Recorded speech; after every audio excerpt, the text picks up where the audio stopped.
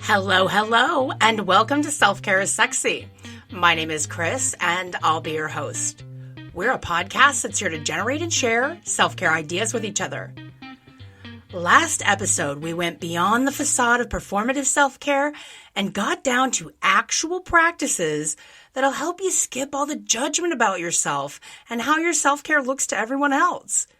If you missed that episode, you can always check out the replay on Spreaker, Apple Podcast, iHeartRadio, Spotify, and as always, at our website, www.selfcareissexy.com. I want to give you a quick preview of what to expect from today's show. Today, we're going to be tackling a topic that might hit close to home for many of you: self-reliance. We're going to look at the more toxic side of this seemingly necessary evil, define exactly what it is, how to spot it, and of course, self-care that's going to help you neutralize the effects of overly relying on yourself to get shit done. So buckle up, because we're about to explore the dark side of being self-reliant and how you can transform this double-edged sword into a tool for genuine self-care and balance. We're getting to all that after a quick break.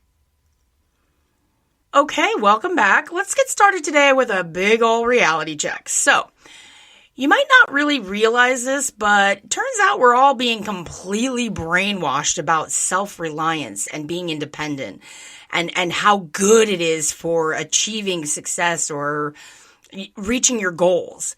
It's been really drilled into our heads that being self-reliant or independent is a virtue, right? I mean, we hear it everywhere in music. Listen to anything by Beyonce, and we see it everywhere in the movies too. Like, who doesn't love a good feel-good movie about someone on their New York hustle, doing whatever it takes all on their own? You know, go look up anything motivational on YouTube and you're bound to trip right over that rise and grind, sleep when you're dead culture that tells us if we do it all alone, we're noble. I mean, being independent, going solo, doing it on your own, it all symbolizes that we've got our shit together. We're self-reliant and we don't need anyone else to validate our worth. Independence and self-reliant makes you invincible. You get to take all the credit for overcoming whatever you went through. But what happens when that kind of identity, that kind of self-reliance becomes an inability to ask for help? What do we do when all of a sudden being toxically independent and in charge of ourselves, it morphs from a strength worth bragging about into this liability that we got to start trying to get relief from? Well, in order to take action, we need to know exactly what it is and how to spot it. So let's start off today by looking at what is this toxic self-reliance or toxic independence. Number one, it's an extreme form of behavior. We can't get any relief or balance in our lives if we don't know what the extreme version of our behavior looks like. We got to kind of know where the ends are. And I want us to start thinking about this like on a spectrum. That at one end, we've got toxic self-reliance, we've got that toxic independence, which is that extreme form. And at the other end would be, again, an extreme form of complete dependence on others. And the reason I want us to start looking at this on a scale like this is so that not only can we start to see anything that's taken to an extreme, either in the positive or the negative, isn't good, but also it's to help us recognize that being exactly in the middle isn't quite the aim either. Think about it. Have you ever been on a teeter-totter with somebody who's exactly your same weight or your same size? What happens? Nothing. You just end up sitting there suspended, straddling this piece of splintery wood, staring at each other just a little ways off the ground. That's no fun at all. You need some ebb and flow. You need some back and forth, or else you're going to get bored out of your mind. So the aim of seeing the extreme isn't so that you'll shoot for complete neutral balance. It's so that you'll understand a little bit of up and down is good. And knowing the extremes gives you that gauge of like, which way am I going? So when we talk about these behaviors and these mentalities in a toxic format, we're talking about the far extreme end of too much of that thing. Number two, Toxic self-reliance or toxic independence is the inability to ask and accept help. So when you can't ask for help and you're just trying to handle everything on your own, it can be very exhausting. You can't think clearly, and you're more prone to mismanaging or letting something slip between the cracks. And you're taking away someone else's opportunity to help you. I know this is a hard concept to swallow, but it turns out the people in your life that care about you want to help you. When we get to assist you in certain things, it feels good for us. We like helping the people we love. But when you depend solely on yourself to get shit done, you miss out on connecting with other people and learning, because someone else might have a better idea, a faster way to get something done. So you end up isolating yourself, which it leads to a lack of long-term relationships, and you lose that closeness. Not being able to ask or accept help also leads to a lot of self-criticism and feelings of inadequacy. Those are all signs of being too reliant upon yourself. Sometimes it's uncomfortable, sure, but learning to accept help from other people, learning to ask for help when you need it, is a sign of emotional intelligence. Number 3, toxic reliance on yourself and toxic independence is a trauma response. Now, this is usually brought on by the neglect in your early childhood. Now, listen, to be clear, when I say that toxic independence or toxic self-reliance is brought on by neglect in childhood, I don't mean that the neglect has to be locked in a cage under the stairs, not being able to see the sunlight for months at a time. Neglect can be a caregiver who just wasn't capable of responding to your emotional needs or made you feel embarrassed about expressing emotions or who you were. That type of subtle neglect can lead to this toxic independence. If you had inconsistency or the lack of availability from your caregivers or their total absence, that shit leaves a mark. And it doesn't make the people, bad parents or whatnot. This doesn't mean that we blame all of our issues on early childhood or parents.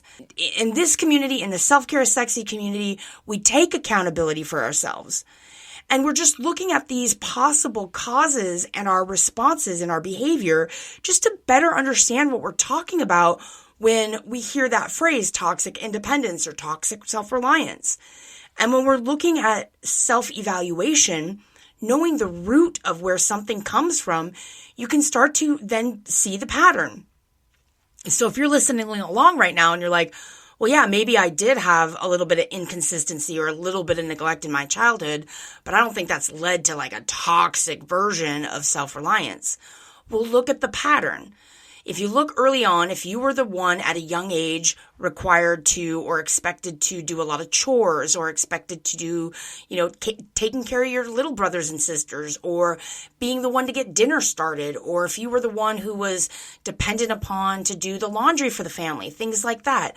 Or if it was really unclear whether or not mom or dad are coming home tonight, maybe because they're working 2 jobs, whatever the case may be, that neglect does not have to be an abusive source. But whatever that might be, if you start to look at that and then you look at the pattern throughout your life of oh, wow, I really do go to the extreme of self-reliance, and maybe that's something I need to look at. Number 4, this toxic self-reliance or toxic independence is really at its core, it's a lack of trust. It stems from this belief that you've developed over time that people are ultimately unreliable. You have this internal feeling or knowing that you can't count on other people. It's a belief that people are going to let you down, so you don't want to get your hopes up. And that lack of trust, while, sometimes it's going to keep you from getting hurt or keeping your expectations level, it also corrodes your ability to collaborate with others and to learn and to grow and to change. When we don't trust the other people around us, we tend to develop these really fixed mindsets. And the inability to change, the inability to adapt, the inability to work collaboratively, man, that is a one-way ticket to shitville in all areas of your life, not just self-care. Number 4, toxic self-reliance is a coping mechanism. Look, the truth is we've all had some type of trauma in our lives, and as a result, we've all developed some kind of coping mechanisms. Toxic self-reliance is just another one of those coping mechanisms. It kicked in and it worked when we needed to. And truthfully, self-reliance is one of the worst coping mechanisms you can have on board because it does the worst thing it can do. It isolates you.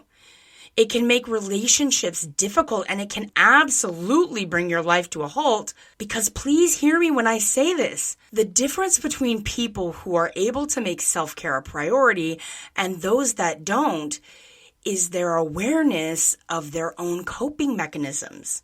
So listening in today and starting to identify which of these coping mechanisms you most frequently depend upon is going to help give you a clear path on how to open up a little more. Now, maybe you don't have any toxic self-reliance, or maybe you've never been toxically independent, but whatever's been holding you back from making your self-care a priority in life, whatever's standing in the way of you making time for taking care of yourself, it has to be addressed. We've got to bring it to the light, and we've got to start naming these things that we're all dealing with. That's how you make them less scary and more accessible. So let's go through that list one more time. What is toxic self-reliance? Number 1, it's an extreme form of behavior. 2, it's the inability to ask for help or accept help. 3, it is a trauma response. 4, it is a lack of trust. And 5, it is a coping mechanism. Okay, so we've got an understanding, a clear picture of what this toxic self-reliance is. And what's crazy is that this kind of starts out sounding empowering when we talk about it, like on paper, but in reality, it's really isolating and very overwhelming. So let's list out some ways that we can start to spot when our self-reliance and our independence becomes toxic. Number 1, the best way to recognize if your self-reliance or your self-independence has become toxic is the common phrases that we use. So we've got to start listening to what we're saying and what people say. If you're looking for toxic self-reliance in yourself or loved ones, listen for things like, if you want something done right, you got to do it yourself. This is classic. And most of the times when people say this phrase, it's kind of a twofold thing they're trying to say. They're trying to say that they think the way that they're doing something is the right way to do it and everyone else is wrong. And they're also saying, I'm the only one who can do it, whatever that thing is, right? Another one that's really common is, I'm fine, I got this, or I don't want to be a burden to anyone. Now, that one's a little more sneakier when you're trying to identify the toxic self-reliance because there is this element of like good intentions, but usually based on the context, you can tell if the person is incapable of accepting help or just feels like a lot of guilt for needing help. Another common thing to listen for is if someone proudly claims to be a workaholic. This is often a sign of that toxic self-reliance because this means that their self-worth is directly tied to what they produce or what they can do for a living. So when we're really listening to what people say, it's about these phrases that people use that indicate they really have a belief system, or maybe listen to your own words that you're using when you're describing what's important to you, is do you believe you're the only one who can do it? Or that if something big is coming up, if you've got to move or you need to retile the bathtub, or when you're packing to go camping, like if you're the one who has to do all of the prep work and all of the get ready stuff, where does that come from? Does that come from a place of being helpful and being in relationship with someone or collaborating? Or does it come from I got to do this or it won't get done right, or I can't depend on it if I ask others to help me? So being aware of the language that you're using and that other people are using helps us to start identifying these things a little easier. Number 2, a great way to spot if the self-reliance or the independence has become toxic is that you have a difficulty being vulnerable. So if you tend to keep everyone kind of at arm's length, you don't really want to talk about your feelings or your past, mainly because you don't want to be a burden on your family or the people closest to you or whatever, and you find that opening up is really hard.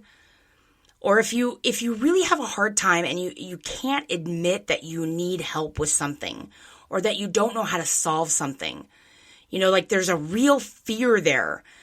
And under that might be this feeling of unworthiness or feeling like you're not allowed to share like the mushy stuff, or people are going to look at you differently. They're going to weaponize it and use it against you.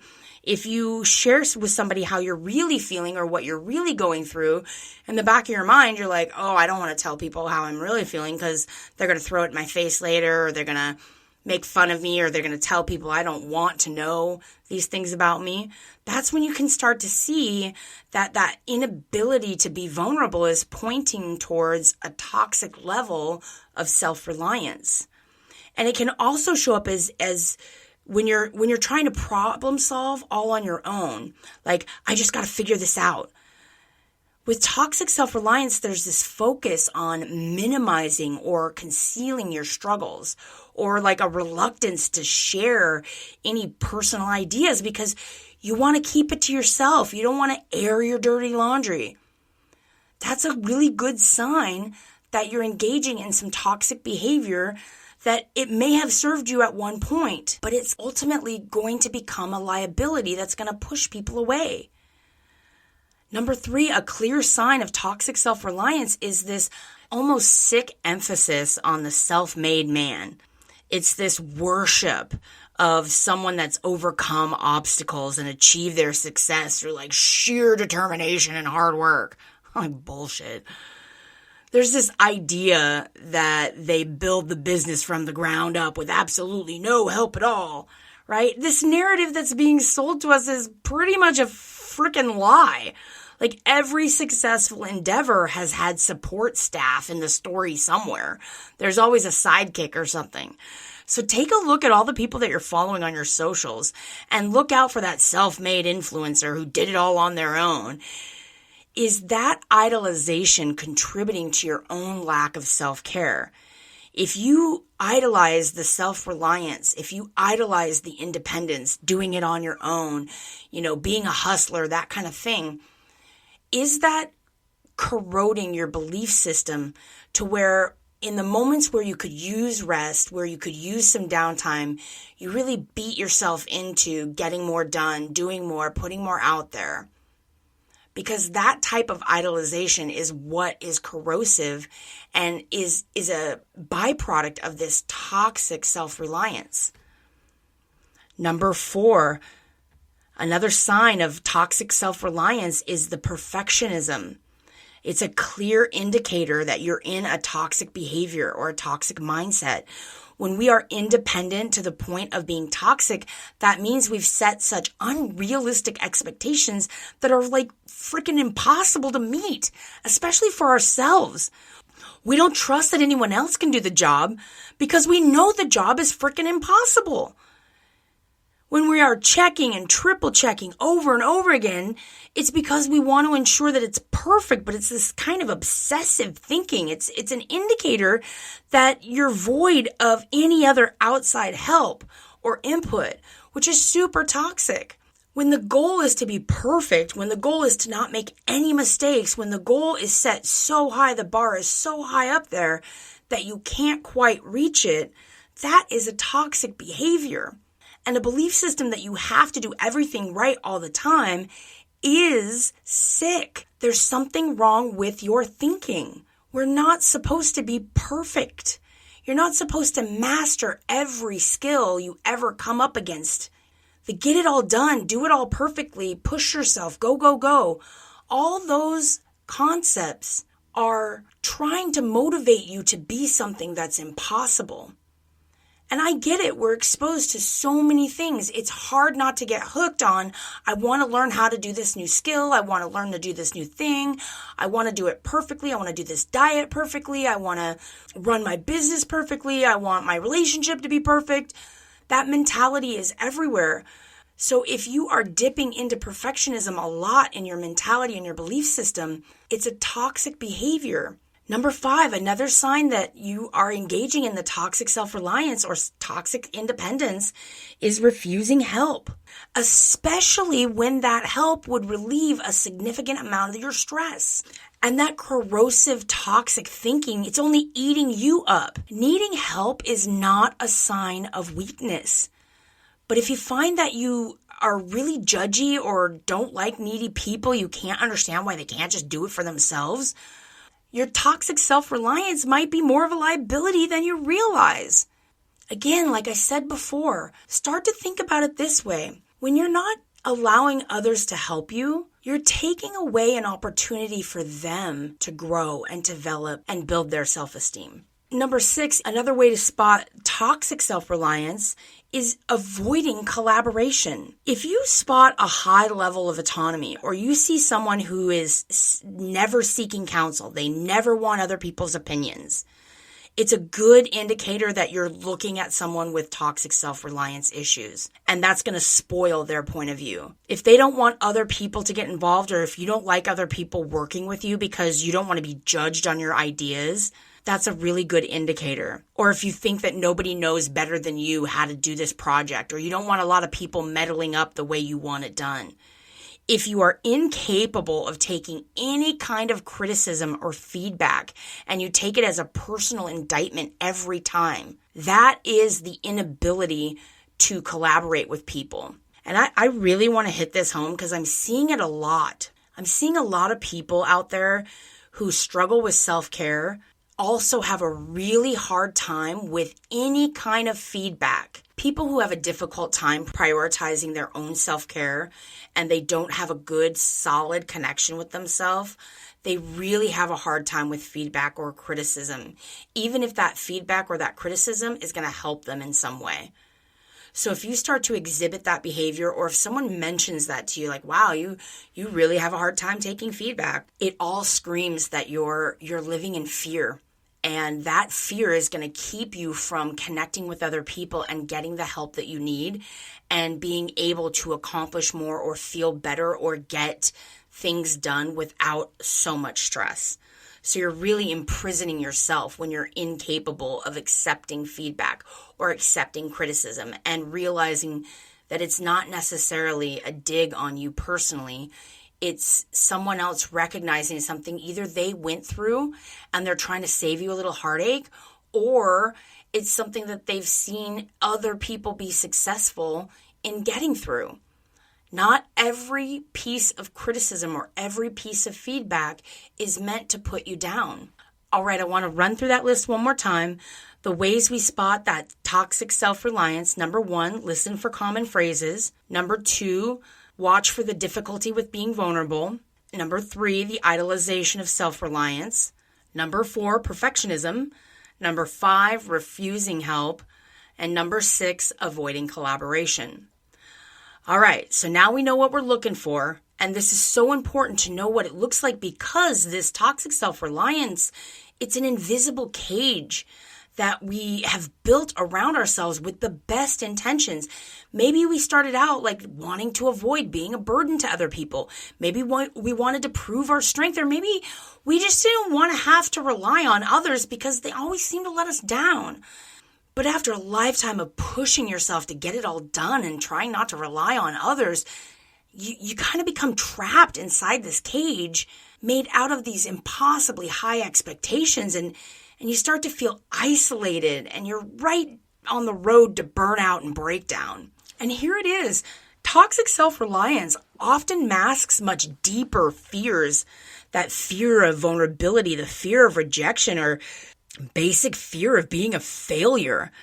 And while it might seem like you're managing just fine, the reality is that it's taken a toll on your mental and emotional health, and you're probably feeling exhausted and lonely and kind of resentful. But all the while, you're trying to maintain this facade, this brave face. It's super unhealthy, and it's not at all sustainable. But don't worry, we're here to shine a light on how to dismantle that toxic cage and replace it with healthier, more balanced approach via self-care.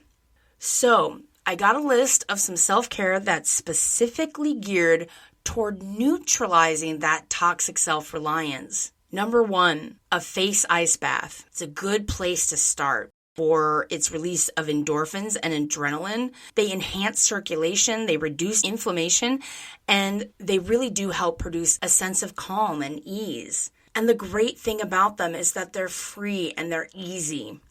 You've probably got everything you need to do one right now. If you are feeling overwhelmed by having to do it all and you start becoming aware and recognizing when that happens, face ice bath, it's going to start to regulate your nervous system that when you get overwhelmed, you calm down. So you start to regulate yourself. I want us to start seeing self-care as the intuitive regulation of your nervous system. Number 2, another way to really neutralize or to work with any toxic self-reliance is doing some kind of digital therapy, either through WeConnect, BetterHelp, or even Talkspace. Okay, so if after listening today, you're like, yep, this is me, I am super toxically self-reliant, I have a few self-care digital therapy resources for you to check out. I'll make sure to have the links in the show notes. Most of these resources are free and they give you the autonomy to connect with somebody without anyone knowing about it.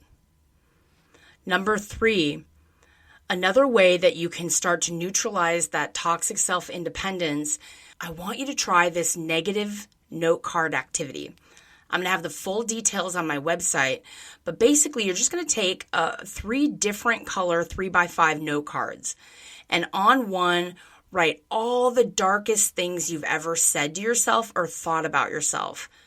On the other one, write down all the negative things that you think others think about you. And on the last one, write down 5 fears that you currently have.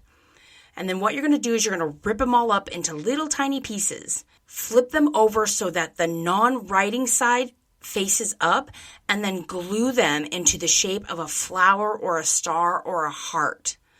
And the reason we're practicing this as a way to neutralize our negative thinking about ourselves is that at the root of toxic self-reliance is a negative thinking pattern about ourselves and about others.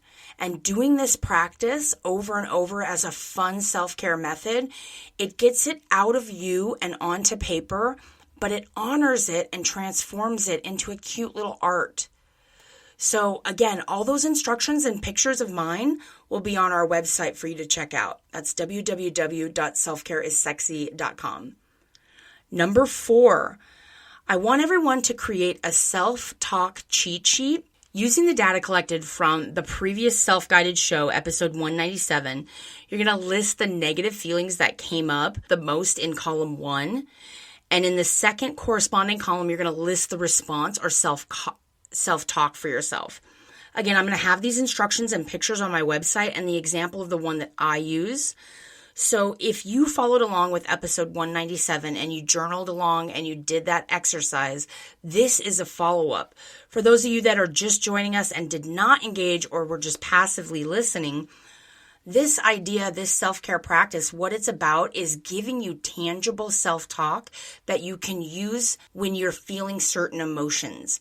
The way this helps us get away from toxic self-reliance and toxic independence is it starts to shift the way we talk about ourselves, opening ourselves up a little bit more to releasing that coping mechanism and not having it be the thing we turn to automatically. Because the way you talk to yourself is more important than the spa, the massage, the getting the nails done, or the face creams for your typical self-care. So if you're feeling a little lost with this idea, don't worry. Again, you can visit my website, www.selfcareissexy.com. There's a blog section that has all the instructions, and I'll even share with you the ones that I use the most. That's it for this week. Thanks for joining me. If you have a story you'd like to share and you want to be on the show, please email me. It's Chris, Kris, at selfcareissexy.com. Okay, we've got some really great content coming your way, so stay tuned. And remember that self-care is sexy. We're giving you permission to put yourself first.